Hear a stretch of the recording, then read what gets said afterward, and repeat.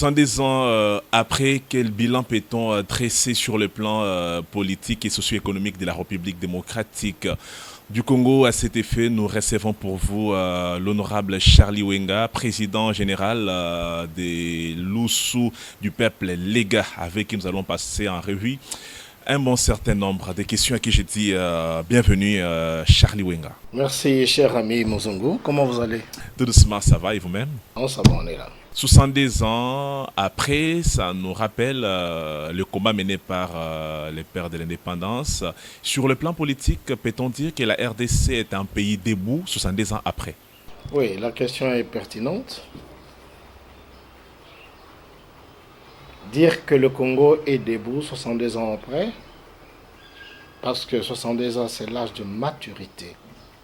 À 70 ans, on est à la retraite pratiquement pour la vie d'un homme. C'est beaucoup 70 ans. Dire que le Congo est debout, je ne crois pas. Je ne crois pas parce que le Congo, sur le plan politique, connaît beaucoup de difficultés. Le pays est presque déstructuré, miné par les conflits, miné par la prédation, miné par le système politique non adapté. C'est vraiment difficile pour nous, le Congo, à cet instant. Vous observez la vie politique au Congo, même le système politique. Il ne cadre pas avec la réalité politique, avec la volonté politique du peuple congolais. Donc, sur le plan politique, nous devons déployer beaucoup d'efforts pour initier des réformes qui s'imposent pour le Congo soit véritablement un Congo debout. Si nous ne sommes pas véritablement debout, c'est-à-dire que c'est un problème d'hommes ou bien un problème des institutions? D'une façon générale, les institutions n'ont pas de problème. C'est un problème d'hommes. Nous parlons de 70 ans de l'indépendance du Congo. Donc, depuis l'accession de notre pays à l'indépendance en 1960, est-ce que le système politique a favorisé l'éclosion, l'émergence du Congo? Non. Déjà à 60, le premier assassinat politique en Afrique est commis par les étrangers, par les puissances étrangères. C'est là le départ de malheur de Congolais. Et après, c'est le chaos total. Ce sont des rébellions, c'est la dictature, c'est le pillage des minéraux du Congo. On met en fait le Congo par terre avec l'assassinat de Lumumba. Nous entrons dans une période politique, une grande dictature, où il y a une classe politique qui dirige, qui décide de tout, au détriment même des intérêts de la République et du Congo. Bien sûr, nous avions l'impression que le pays marchait, mais en réalité, sur le plan politique, c'était trop difficile. Vous avez constaté, après les 32 ans du maréchal Mobutu, qui s'est battu d'ailleurs aussi très bien, malgré les pesanteurs extérieures, c'est la guerre qui arrive. En 1996, une guerre imposée au Congo, une guerre d'agression. Qui sont auteurs de cette guerre d'agression? Les puissances étrangères qui ont voté le 30 juin, une résolution contre le Congo. Vous imaginez que le jour de notre indépendance, que le jour où nous pleurons notre héros national, le même jour, il y a Conseil de sécurité des Nations Unies et on vote sur proposition d'une résolution rédigée par la France, on vote une révolution contre le Congo. Par la France, par les États-Unis, par l'Angleterre, par la Turquie et consorts. Mais la plupart des pays qui ont voté cette résolution, nous sommes en bonne relation diplomatique avec eux. D'où viendrait cette cassure de ne pas voter pour le soutien de la République démocratique du Congo? Mais justement, c'est l'hypocrisie. On vous fait croire qu'on vous soutient politiquement par ces puissances. Vous avez vu ici il n'y a pas longtemps, ils ont parlé de, comment on appelle ça, les relations stratégiques privilégiées. Où se retrouve cette relation stratégique privilégiée entre les États-Unis et le Congo? Ça n'existait pas. Un allié stratégique, vous pouvez voter contre votre allié stratégique pendant que l'allié est en guerre et agressé. C'est de l'hypocrisie. Moi, pour ma part, je pensais que la diplomatie congolaise devrait être agressive à ce moment précis. La France a initié la résolution. Les États-Unis, qui se disent partenaires stratégiques privilégiés, ont voté contre cette résolution. L'Angleterre a voté contre nous. Je pensais que le ministre des Affaires étrangères va convoquer l'ambassadeur de Grande-Bretagne, va convoquer l'ambassadeur des États-Unis et de la France pour exprimer le mécontentement du gouvernement et du peuple. Et ça aurait changé quoi? Parce que Lutundu, là, qui est le patron des affaires étrangères, l'avait clairement dit dans les conseils que le Rwanda menace la République démocratique du Congo. Il a haussé le ton, apparemment cela est passé comme une lettre morte. Convoquer ses ambassadeurs, ça aurait changé quoi? Non, nous sommes en diplomatie. C'est la loi de la réciprocité. Lorsque les États-Unis ont inscrit l'affaire et la crise ukrainienne au Conseil de sécurité, le Congo a voté en faveur des États-Unis. N'est-ce pas? De cette résolution-là. Et aujourd'hui, le Rwanda nous agresse, les États-Unis votent contre nous pour que le Congo n'ait pas des armes pour faire la guerre. Or, vous allez vous souvenir, l'ambassadeur Peter, un diplomate américain, Peter Fan, il a dit quoi du Congo? Un pays fictif. On peut traiter un partenaire stratégique privilégié de pays fictif. Mais ça c'est fort. Ça c'est un. De deux, vous avez constaté que Peter Fan a dit qu'en Afrique, le partenaire privilégié clé, c'est le Rwanda. Et sur le plan développement, et sur le plan sécurité. Mais ça veut dire quoi? Qu'on est en train de rouler le Congo dans la farine. Parce que c'est le Rwanda qui agresse le Congo. Et cette résolution votée par les États-Unis, la France et l'Angleterre empêche le Congo de se doter de matériel militaire pour faire face à l'agression de leurs partenaires privilégiés clés. Vous ne voyez pas cette complicité-là? Parce qu'il y a une espèce d'hypocrisie qui a élu domicile dans les chefs des grandes puissances. La RDC doit faire quoi concrètement pour faire face à beaucoup de fléaux dont elle est victime, d'après vous? Entre les États, il n'y a que des rapports de force et d'intérêt. Quel intérêt nous avons, nous, le Congo, à être avec des puissances qui nous agressent par procuration? Le Rwanda est tenté de nous agresser c'est une guerre par procuration. Qui sont derrière cette guerre-là? Ce sont ces puissances. Vous avez vu les accords qu'ils ont signés avec le gouvernement britannique il n'y a pas longtemps sur le rapatriement de réfugiés. C'est contre les intérêts du Congo. Et pourquoi nous devons continuer à faire confiance à des pays qui soumettent le Congo à l'esclavage? Pourquoi? Pour quel intérêt? Quel est l'intérêt du Congo dans ses relations avec ces pays-là? Je suis en guerre, vous prétendez être mon partenaire privilégié et vous votez contre moi en faveur du pays qui m'a agressé. Quelle conclusion tirer? Voilà, c'est clair. Si nous ont tourné le dos, c'est aux dirigeants de la RDC de voir comment nouer d'autres contrats, d'autres partenariats avec d'autres pays. C'est tout à fait normal. C'est ça la politique. Le Congo doit s'assumer. Parce que la souveraineté, mon cher, d'un État, l'intégrité du territoire d'un État ne se négocie pas. La dignité d'un peuple ne se négocie pas.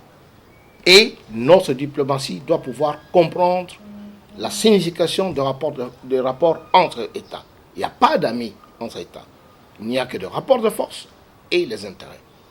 Le Congo, c'est un pays hautement stratégique.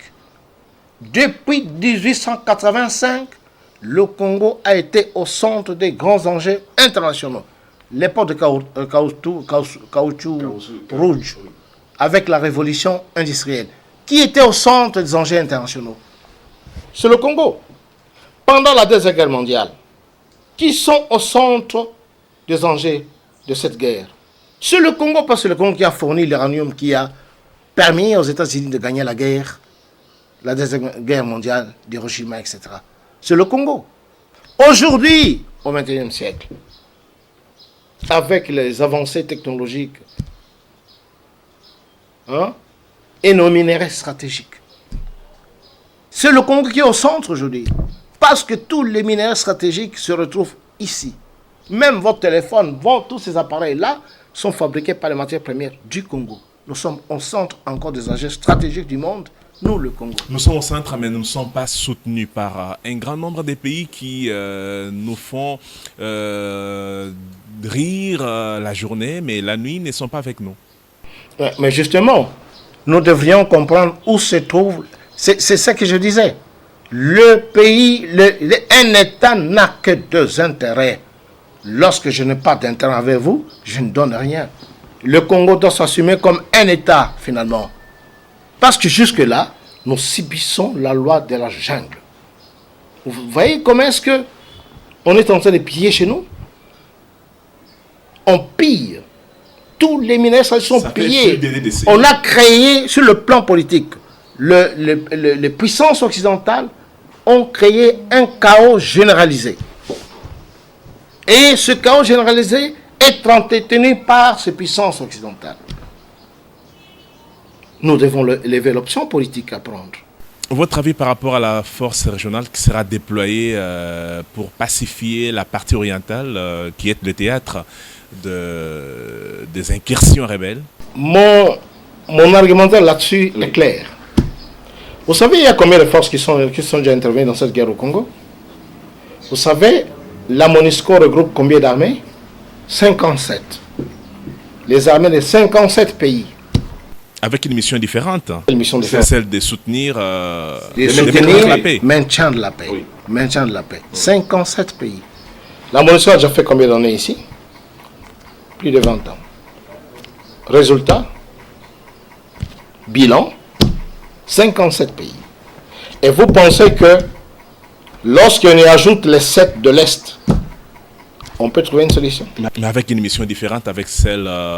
Mon cher ami, en tout cas, je voudrais vous parler à cœur ouvert. Allez-y. Les pays de l'Est qui agressent le Congo, ce n'est pas les pays de l'Est? Le Rwanda est où? L'Ouganda est où? Les accords qui ont permis à ce que les armées rwandaises entrent au Congo officiellement ont été signés où? Ce n'est pas en Nairobi par un ministre de l'ancien régime, n'est-ce pas? Mais le gouvernement rwandais, les militaires rwandais ne feront pas partie de la force régionale qui sera déployée, selon ce qui a été dit par le porte-parole du gouvernement, Patrick Mouyaya. Et vous pensez que sur le plan diplomatique, vous maîtrisez bien mieux la région de l'Est, qui est le Rwanda? Ce sont des pays qui sont proches du Rwanda, de l'Ouganda. Ce sont des pays d'abord anglophones. Ils se sont retrouvés tous à Kigali, à la conférence de Commonwealth. Ouais. C'est ça la vérité. Ce sont des pays membres, c'est tout à fait normal de se retrouver. Mais voilà, ils se retrouvent d'abord là-bas, entre eux. Ce n'est pas un péché. Et ce n'est pas un péché. Je n'ai pas dit que c'était un péché. Mais c'est un atout pour le pays agresseur. C'est un atout diplomatique.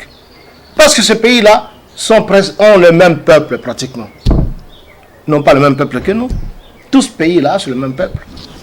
Et vous pensez qu'ils vont venir se battre contre leurs frères? Vous ne soutenez pas cette force spéciale qui sera... En tout cas, moi, je pense que...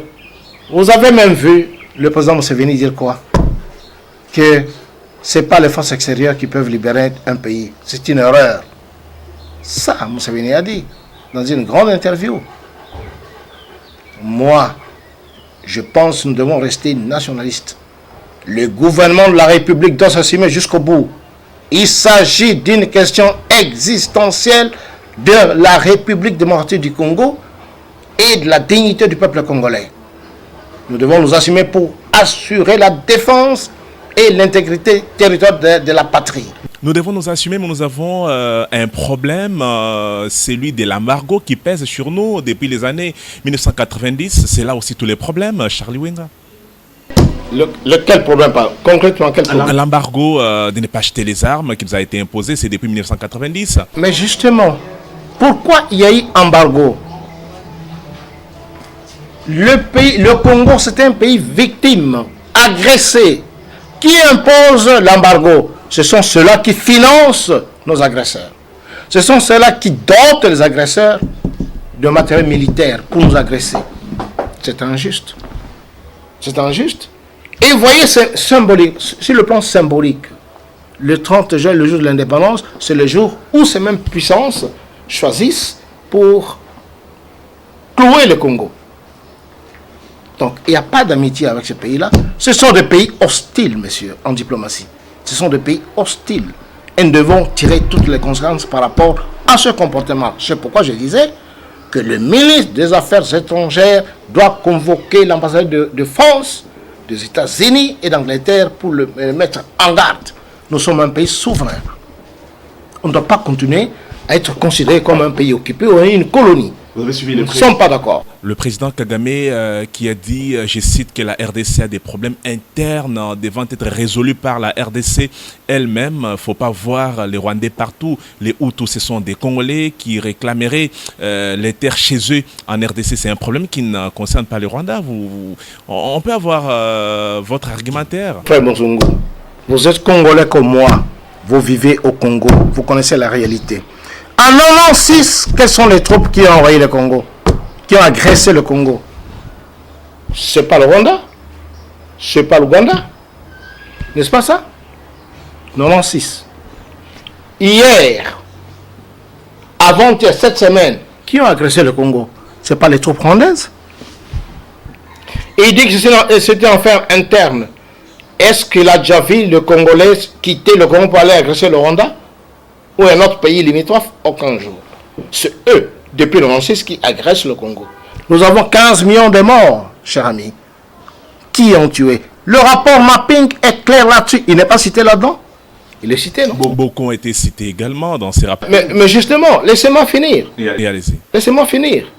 Ah, vous comprenez? C'est de l'hypocrisie. C'est une diplomatie hypocrite avec le Rwanda.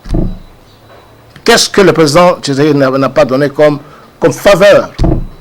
Mais et voilà. La seule réponse, c'est la guerre. Il faut tuer les Congolais. Ah non, monsieur. Là, nous ne sommes pas d'accord. Lorsqu'il dit que c'est une affaire intérêt à la République, vous avez déjà vu depuis 60, vous avez déjà vu des tribus congolaises se battre? Une guerre entre tribus congolaises. Vous avez entendu ça dans l'histoire du Congo? Ça n'existe pas. Ce sont les immigrés étrangers qui s'organisent pour organiser la guerre, pour agresser le Congo. Messieurs, les Congolais qui sont aux États-Unis ou en France, peuvent-ils s'organiser pour attaquer la France? Et vous voulez nous imposer des tribus qui n'existent pas dans cette République? Mais c'est quel droit ça? Sur le plan international, c'est quel droit? Allez au musée Tervuren. Vous avez toutes les études coloniales de l'ethnographie congolaise, des langues congolaises. Il n'y a pas 2 jours ou 3 jours, le président Kagame a déclaré que les Hutus et que le M23, c'est une armée congolaise qui vient libérer les Rwandais qui sont au Congo. Parce qu'ils doivent avoir la terre et ils doivent avoir la nationalité. Mais ce sont des Rwandais. Il ne l'a pas dit? Vous n'avez pas suivi ça? Vous n'avez pas suivi ça? Vous êtes témoin. Alors, finalement, la vérité a éclaté au grand jour. Parce que lui-même, il les traite, il dit, ce sont des Rwandais. Et ils viennent là-bas pour faire la guerre, pour protéger les intérêts de Rwandais qui sont au Congo, qui sont menacés. Il l'a dit clairement, il n'a pas caché. Mais Fridolin Ambongo, le cardinal, lui, il a beaucoup plus loué le leadership avec lequel Kagame est en train de diriger son pays. Il a même des grâces n'est pas fustigé le fait selon lequel la RDC est agressée par le M23 et soutenue par le Rwanda. Mais alors là, l'évêque, franchement, c'est décevant. Est-ce qu'un Congolais peut argumenter de cette manière-là, un patriote congolais?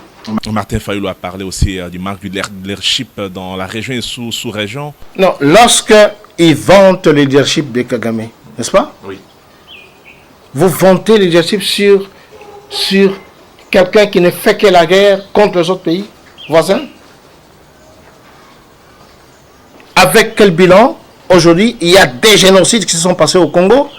Et vous, Congolais, vous pouvez vous permettre de vanter un leadership comme ça, lorsqu'on sait que nos institutions sont totalement infiltrées, qui ne le sait pas.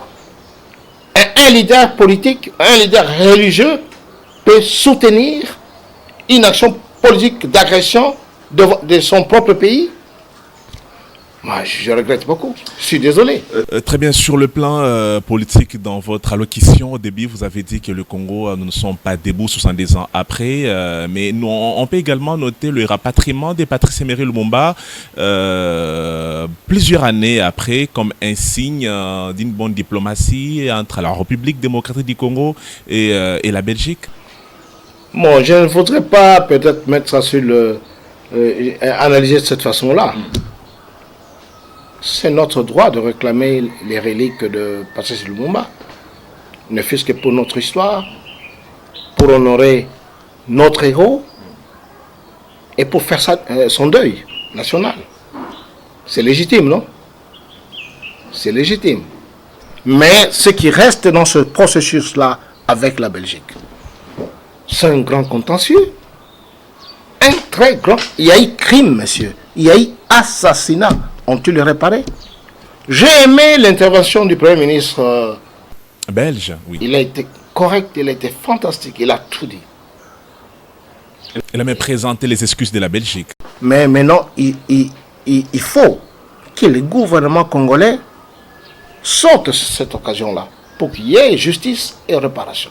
Voilà. Point de vue. Peut-on dire que cela viendra crescendo et c'est étape par étape? La première était d'abord le rapatriement, ce qui a été fait. On peut attendre maintenant la réparation dans 10 ans, 15 ans, 20 ans. Il faut commencer la procédure. La procédure judiciaire existe. Parce qu'aujourd'hui, le gouvernement belge a reconnu qu'il y a eu assassinat ignoble. C'est inhumain, ce n'est pas trop... Ça, ce sont les mots du Premier ministre. Il faut que le gouvernement s'assume pour que véritablement qu'il y ait justice dans cette affaire. Il doit y avoir justice. Parce après la mort de Lumumba, voici la chaîne de malheur qui s'est abattue sur le Congo. Ce sont des conséquences terribles sur le plan historique. Et il faut prendre les choses au sérieux. Nous sommes ici dans les rapports entre États. Je vous ai dit, c'est une question d'intérêt et le rapport de force. Puisque nous parlons de Lumumba, lors de la 60e réunion du Conseil des ministres, le chef de l'État, Félix Tshisekedi, a rappelé aux membres du gouvernement de s'approprier de la passion de Patrice Emery Lumumba. Vous vous appuyez aussi sur cette optique de s'appuyer. Bien sûr, sa passion. J'appuie avec force la position du président de la République. Patrice Emery Lumumba, pourquoi il est héros national? Non seulement au Congo, mais au monde. Il y a les monuments de Patrice. Poutine l'a reconnu même également. Même Poutine, il y a une université. Le tout-puissant Poutine. Mais oui, le tout-puissant, c'est vrai.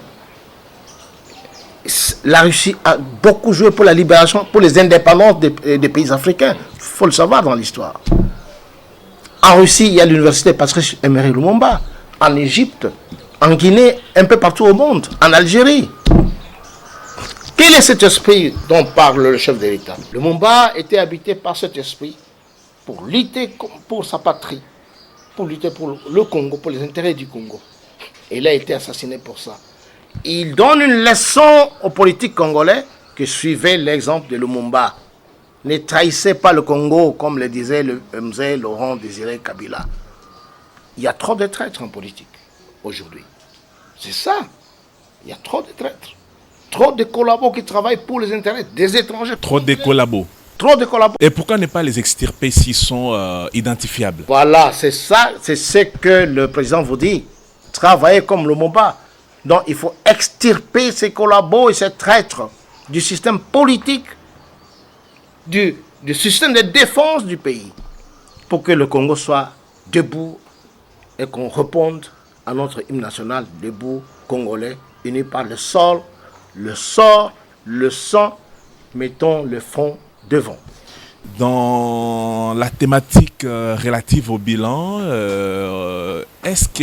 est-il possible de définir avec l'infiltration au niveau de notre armée? J'ai me suivi Martin Fayoulou qui est revenu là-dessus, c'est vraiment tout le monde qui en parle, que nous sommes infiltrés jusqu'au dedans. Mais qu'est-ce que l'État doit faire ou les dirigeants compétents peuvent faire pour éradiquer ce qui est devenu sur des gangrènes? Mon cher Muzungu, ce n'est pas un secret pour personne. L'armée, les services, même l'administration publique de l'État est totalement infiltrée. Vous ne savez pas la procédure qui a procédé à ça? C'est des mixages. On appelle ça comment? Mixage. Brassage. Brassage, mixage. Des accords bidons. Des accords de la trahison. Même Sun City, c'est un accord de capitulation du Congo. C'est de la trahison. Les gens qui ont signé sur l'accord de Sun City, c'est de la trahison. C'est de la trahison. Celui qui a signé l'accord qui a fait pénétrer tous ces officiers étrangers dans notre armée, il est ici. Il est connu, le ministre à la coopération ou quoi, je ne sais pas. Il est connu. Et donc, pour résoudre ce problème, ce n'est pas une mer à boire. Parce que les causes sont connues. Les auteurs sont là. Le pouvoir et l'État doivent s'assumer. On doit lever une option par rapport à cela. Un point trait. Nous sommes un État. Mosso a dit clairement aux parlementaires qu'il ne s'étonne pas dans les jours à venir si certains d'entre eux seront interpellés par rapport à ce qui se passe dans la partie Est de la République. On peut ici conclure que les tireurs de ficelles sont quasiment connus à un certain niveau. Ils sont connus, mon ami. Au Parlement congolais, le président Bossa était clair. Dans un huis clos, le président Bossa a dit, il y a eu un débat entre un député Hutu et un député Tutsi. Ils s'accusent mutuellement. Ils ont transporté leur guerre génocidaire au Congo et même dans les institutions de la République. Ceux-là accusent Tutsi, l'autre accuse l'autre Hutu, etc. Où est notre problème là-dedans? C'est la justice qui ne fait pas son travail. Lorsque telle personne est reconnue comme un imposteur, qui a usurpé la nationalité congolaise, pourquoi la justice n'ouvre pas les enquêtes? Pourquoi? Vous usurpez la nationalité congolaise et vous venez nous donner des leçons dans notre pays? Ils sont des chefs de milice, Mbosso l'a dit. Ce sont eux qui organisent les guerres là-bas. Ils sont connus. Pourquoi la justice ne fait pas son travail? Il faut attendre le chef de l'État. Ce n'est pas le rôle du chef de l'État. Le Parlement devrait faire de cette question une question spéciale. Parce que ça tient à la survie et à l'existence de l'État congolais, comme nation, comme patrie, comme État. On doit donner des instructions précises au gouvernement pour dire le Parlement a décidé. C'est le Parlement qui parle au nom du peuple congolais. Ils ont le mandat. Pour ça, le Parlement décide. Quand Bosso a cassé les accords avec le Rwanda, quand il a dit, il a prononcé, qui peut aller contre la décision du Parlement? De même, le Parlement devrait jouer un rôle républicain, citoyen, pour orienter la politique du gouvernement congolais dans le sens de la souveraineté de notre État et de l'esprit de l'opinion publique congolaise. C'est très important. Le Parlement doit s'assumer, doit aider le chef de l'État à bien diriger le pays. Pourquoi il ne dépasse pas de cette question pour dire ces infiltrés ici au Parlement, on les met à la disposition de la justice. On appelle ça comment? Mise en accusation par le Parlement. Pourquoi ils ne procèdent pas de cette manière-là? Ils doivent le faire. Ils doivent le faire. Le Parlement met en accusation tel groupe de personnes. C'est comme ça. C'est facile à faire. Pourquoi ils ne le font pas? Ils doivent s'assumer jusqu'au bout. Ils ne doivent pas laisser tout entre les mains du chef de l'État. Non, ça, ce n'est pas la mission du chef de l'État. C'est eux, c'est leur travail. Ils doivent s'assumer. Ça tire dans la partie orientale de la RDC, notre pays. Camara a été acquitté. Les gens disent que c'est un leader incontestable dans la partie Est. Peut-on espérer une sagesse de sa part pour trouver une solution ad hoc relativement à ce qui se passe dans la partie Est? Je ne parle pas des individus, je parle des idées. Nous devons essayer d'élever le débat. Ici, il s'agit des questions de sécurité d'un État agressé. Vous allez confondre ça avec le débat des individus? Non. C'est une question nationale. Ce n'est pas une question entre individus. Des Congolais mettent des avis selon lesquels qu'il est important que l'État procède à l'érection des murs devant nous séparer avec certains pays limitrophes. Ça pourrait aider à réduire les taux d'incivisme dans la partie orientale. Vous partagez l'avis? À mon avis, ce n'est pas le mur qui est la solution. C'est la montée en puissance de nos forces armées. L'État doit s'assumer jusqu'au bout. Nous sommes en guerre. Je vous ai dit que le rapport entre États, c'est le rapport de force. Le jour où le Congo va s'assumer pour porter la guerre dans ce pays-là, il n'y aura plus de troubles à l'Est. Jusque-là, ce sont les armées rwandaises qui viennent faire la guerre chez nous. Jamais le Congo n'a porté la guerre au Rwanda ou bien en Ouganda. Mais les jours où nous allons porter la guerre au Rwanda et en Ouganda, il y aura le respect mutuel. 62 ans après, quelle lecture faites-vous sur le plan socio-économique de la RDC? Sur le plan économique? Oui. Et vous pensez quoi par rapport à ça? Vous ne voyez pas comment nous vivons au Congo? C'est la misère totale. Tout a été désarticulé. Mon cher ami, nous vivons à Kinshasa, nous sommes des Kinois. L'immédiat industriel était composé de quoi? Des industries, non? Lourdes. Où sont parties ces industries-là? Le portefeuille de l'État. Il y avait trop d'entreprises de l'État qui produisaient ici, qui encadraient les masses populaires. Où sont parties ces entreprises publiques? On a fait une fausse réforme ici, par l'ancien pouvoir. Et ceux qui étaient à la base de la réforme, un a été nommé Premier ministre, un autre a été nommé président du Parlement. Et pourquoi?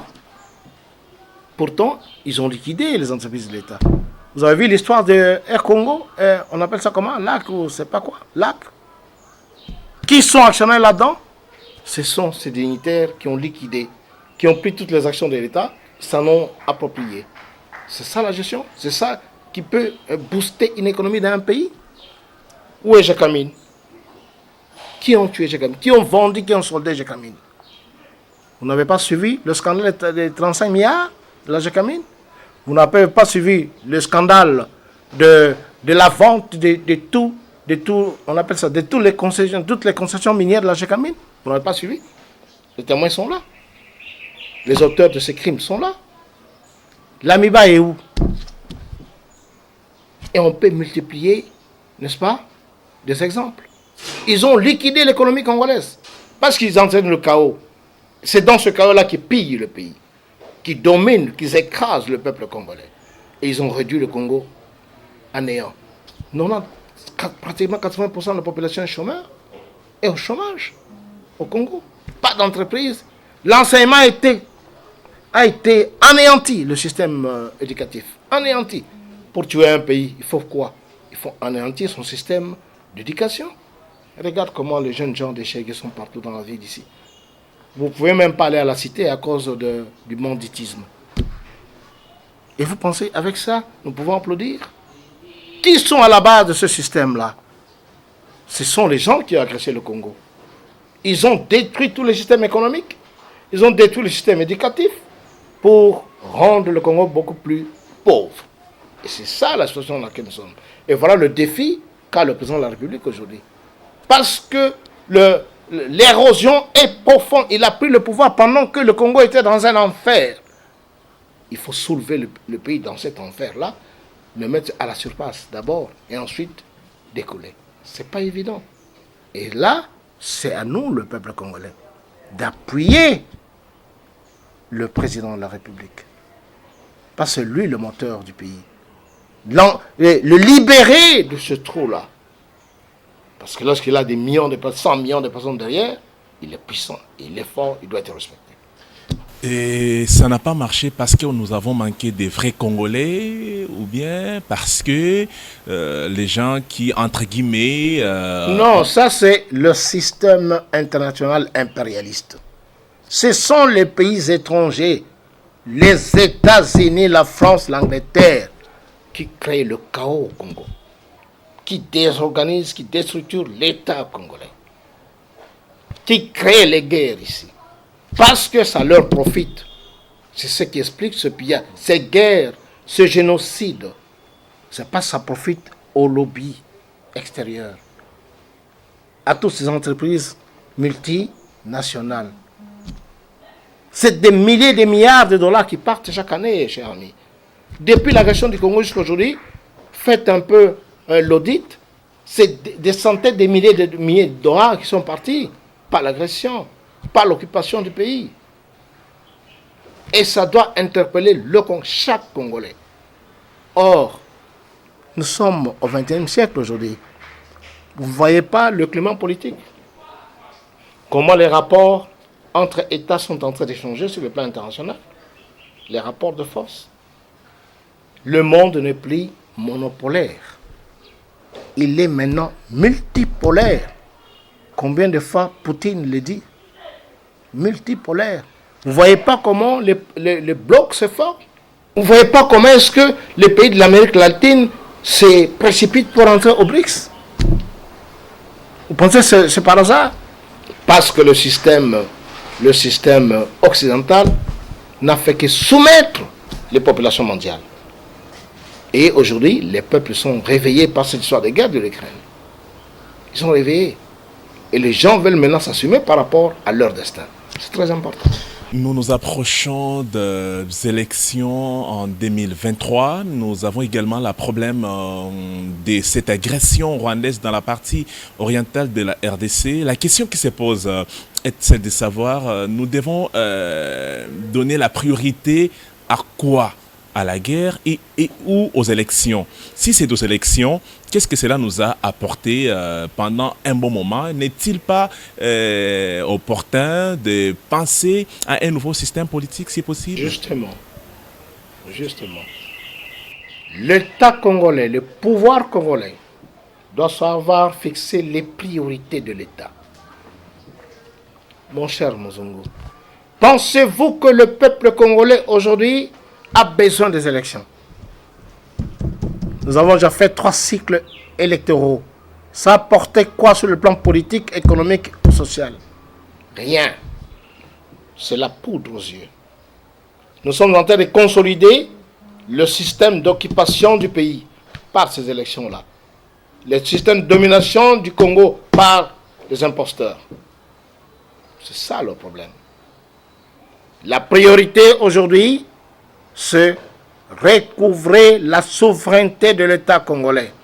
Que l'État puisse avoir la mainmise sur la sécurité nationale. C'est ça la priorité. Parce que dans ce système où nous sommes, les Congolais ne peuvent pas se retrouver. Et donc, les élections ne sont pas une priorité pour le Congo. En 2018, nous venions de perdre plus d'1 milliard pour ces élections. Ils nous ont pondu quoi, M. Muzungu? De députés nommés. Des assemblées provinciales nommées par un petit groupe de personnes. Eh bien, ça veut dire quoi? Le peuple n'est pas libre à désigner, à se choisir ses propres dirigeants à cause de la corruption du système politique. Ça, c'est un problème. C'est un enjeu majeur pour un État comme le Congo. Nous devons favoriser aujourd'hui la libération. D'abord, que l'État puisse avoir effectivement l'autorité de l'État doit s'exercer sur tous les coins de la République. Voilà la priorité. Nous sommes quasiment à la fin de cet entretien. Une dernière question. Vous êtes dans l'union sacrée. On dit de vous de ne pas être aux mèches de la population, c'est-à-dire les désidératés de la population sont restés quasiment les mêmes. L'union sacrée, vous ne vous souciez pas de cette population qui vous a élu pour ceux qui sont au Parlement, ceux qui sont mandataires publics. Un argumentaire de votre part? C'est peut-être possible. Mais vous comprenez, je vous ai décrit ici le système dans lequel le Congo évolue. Un système déstructuré par les puissances extérieures. Comment vous pouvez comprendre? Le Congo produit 35 milliards dans le secteur seulement minier et même pas 100 millions ne sont pas entrés dans la caisse de l'État. Vous allez organiser, vous allez répondre aux attentes du peuple comment avec ça? Où sont partis ces milliards-là? C'est partagé entre les individus, des prédateurs, qui sont au service de qui? Des puissances qui dominent le Congo. Voilà le grand problème qui se pose dans ce pays. Ça devrait être ça, la préoccupation du pouvoir, du gouvernement, du peuple congolais. Mais c'était le cheval des batailles du chef de l'État. Résoudre cette question. Mais je vous ai dit que le chef de l'État est encerclé. Vous voyez la toile d'araignée? Il est au milieu là. Et autour de lui, c'est une chaîne de prédation. Encerclé, vous dites, mais il n'y a pas de mauvaises troupes, il n'y a que des mauvais chefs. C'est un dicton qui est... Est-ce que vous connaissez le système qui a été implanté ici pendant 26 ans? Vous connaissez ce système que le président a hérité? Ça n'a pas été déboulonné? Vous pensez qu'on peut déboulonner ça en 2 ans, en 3 ans? Vous croyez ça? Il faut combien de temps? Vous ne connaissez pas le système politique imposé ici. Et tout autour du chef, vous pensez ceux qui sont là? Ils sont tous au service du chef et au service de la République, de la nation. Vous pensez qu'il n'y a pas de manipulés, de collabos, de traîtres qui sapent tout? Qui sapent tout? Je vais vous donner un exemple. Allez-y. Il y a un projet ici, des amis qui nous proposent 2500 bus à des conditions extraordinaires. Vous savez qui ont bloqué ce projet-là? C'est qui? C'est des gens, des infiltrés dans le système actuel. Des gens recommandés. Un étranger qui est quelque part directeur du cabinet ici et qui sabote le projet. Parce qu'il a été imposé par ces puissances obscures. Dans ces conditions-là, le président fait quoi? Mais il faut les dénoncer carrément. C'est compliqué, mon cher ami. Imaginez 2500 bus. Aujourd'hui... Ça va faire l'affaire pour notre circulation. À une année de élections, ça va aider toute la... Au moins, dans chaque province, il y aura ne fût-ce que 200 bus. Vous vous rendez ça? Comme solution aux difficultés des Congolais. Mais le projet est bloqué par des individus mal intentionnés. Ils travaillent avec le président, cela? Ils travaillent pour les intérêts de la population? De la République? Non. Et ils sont combien dans le système actuel? Trop nombreux. Donc 62 ans après, rien n'a semblé marcher même d'un seul iota en République démocratique du Congo, à part l'alternance pacifique. Alternance pacifique? Oui. Ça, c'est un terme emprunté. L'alternance n'était pas pacifique? C'est emprunté. Et elle était comment cette alternance? Non. En tout cas, je ne rentre pas dans cette logique-là, dans ce débat-là. Parce que moi, j'ai beaucoup à dire par rapport à tout ça. Honorable Wenga, on a fini cet entretien. Je vous dis merci d'avoir honoré notre rendez-vous. Merci, mon frère. Je rappelle que c'était Charlie Wenga, président général des Loussou du peuple Lega, qui a répondu à nos questions. À tous et à tous, à très vite.